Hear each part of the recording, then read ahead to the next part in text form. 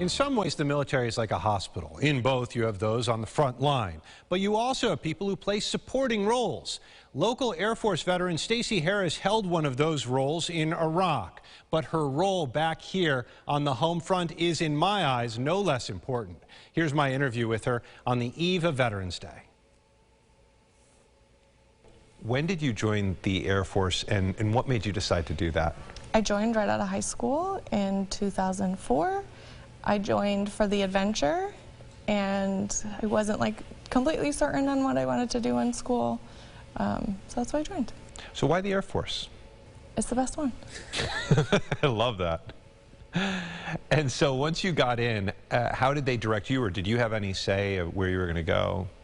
No, so they give you like a dream sheet where you think that you can pick or have a say, and then usually they just give you whatever they need. Yeah. Texas wasn't on my list, but that's where I went. And then you ended up in Iraq. What did you do there? Medical logistics. What was that experience like for you in Iraq?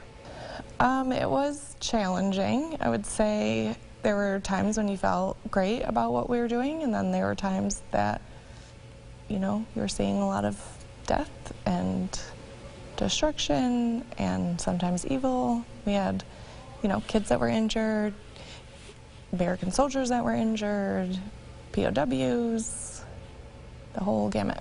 What was it like coming out and kind of rejoining the non-military community? That was a rough integration for me, I think. I came out as like a 21-year-old kid and bought a house and went to college with real kids. Yeah. So it was interesting to try to find my way back, because I was in such a different space, which is how I ended up at the Veterans Outreach Center, because I just wanted to reconnect with military people. Why was that important to you? I think in my own processing back, because when I got back from Iraq, I was only out for 4 months before I came home, so it was a very quick transition. It was veterans at the Veterans Outreach Center that helped me connect to services and realize that what I was experiencing was normal for what I had been through, and I wanted to be able to give that back. And now you've transitioned over to the VA, but you're also doing some work with veterans in a similar fashion. Yeah, the VA just started a national peer support line, which is really exciting. They've been, incorporating peer support into the VA for a while, but now on a national level, with specific focus with working on veterans who are very high risk for suicide. And I love it because I'm supporting veterans who are supporting veterans. So all the veterans that work at PSOC are in recovery of some sort. So it's really cool. You seem very positive about what to me would be a very difficult job. We hear about the high suicide rate amongst veterans. How do you go about helping them, talking to them?